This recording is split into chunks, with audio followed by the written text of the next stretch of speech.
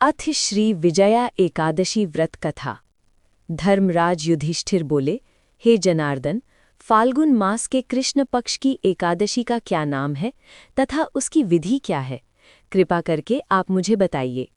श्री भगवान बोले, हे राजन, फाल्गुन मास के कृष्ण पक्ष की एकादशी का नाम विजया एकादशी है।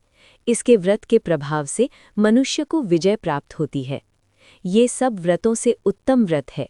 इस विजया एकादशी के माहात्म्य के श्रवण व पठन से समस्त पाप नाश को प्राप्त हो जाते हैं।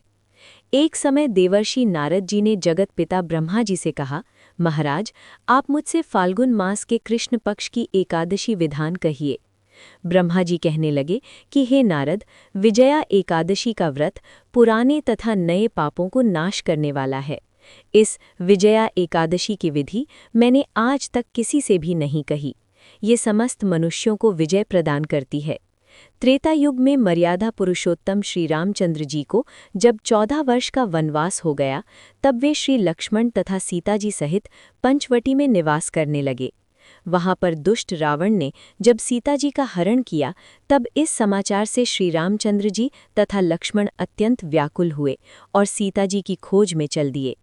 घूमते घूमते जब वे मरणासन्न जटायु के पास पहुंचे, तो जटायु उन्हें सीता जी का वृत्तांत सुनाकर स्वर्गलोक चला गया। कुछ आगे जाकर उनकी सुग्रीव से मित्रता हुई और बाली का वध किया। हनुमान जी ने लंका में जाकर सीता जी का पता लगाया और उनसे श्री रामचंद्र जी और सुग्रीव की मित्रता का वर्णन किया।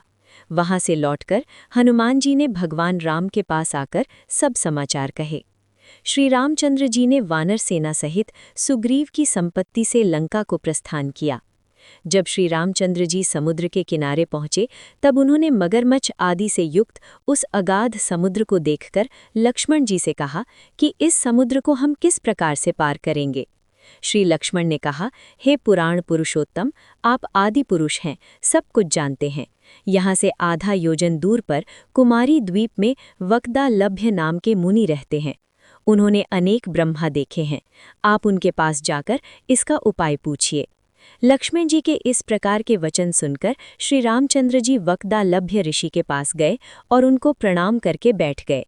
मुनि ने भी उनको मनुष्य रूप धारण किए हुए पुराण पुरुषोत्तम समझकर उनसे पूछा कि हे राम, आपका आना कैसे हुआ? रामचंद्र जी कहने लगे कि हे ऋषि, मैं अपनी सेना सहित यहाँ आया हूँ और राक्षसों को जीतने के लिए लंका जा रहा हूँ। आप कृपा करके समुद्र पार करने का कोई उपाय बतलाइए। मैं इसी कारण आपके पास आया हूँ। वक्दालभ्य ऋषि बोले कि हे राम, फाल्गुन मास के कृष्ण पक्ष की एकादशी का उत्तम व्रत करने से निश्चय ही आपकी विजय होगी, साथ ही आप समुद्र भी अवश्य पार कर लेंगे। इस व्रत की विधि ये है कि दशमी के दिन स्वर्ण, चांदी, तांबा या मिट्टी का एक घड़ा बनाएं। उस घड़े को जल से भरकर तथा 5 पल्लव रख वेदिका पर स्थापित करें। उस घड़े के नीचे सतनाजा और ऊपर जौ रखें। उस पर श्री नारायण भगवान की स्वर्ण की मूर्ति स्थापित करें। एकादशी के दिन स्नान आदि से निवृत्त होकर धूप, दीप, नैवेद्य, नारियल आदि से भगवान की पूजा करें। तत्पश्चात घड़े के सामने बैठकर दिन व्यतीत करें और रात्रि को भी उसी प्रकार बैठे रहकर जागरण करें। द्वादशी के दिन नित्य नियम से निवृत्त होकर उस घड़े को ब्राह्मण को दे दें। हे राम, यदि तुम इस व्रत को सेनापतियों सहित करोगे तो तुम्हारी विजय अवश्य होगी। श्री रामचंद्र जी ने ऋषि के कथनानुसार इस व्रत को किया और इसके प्रभाव से दैत्यों पर विजय पाई।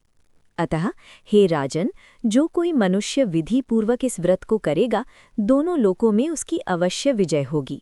श्री ब्रह्मा जी ने नारद जी से कहा था कि हे पुत्र, जो कोई इस व्रत के माहात्म्य को पढ़ता या सुनता है, उसको वाजपेय यज्ञ का फल प्राप्त होता है।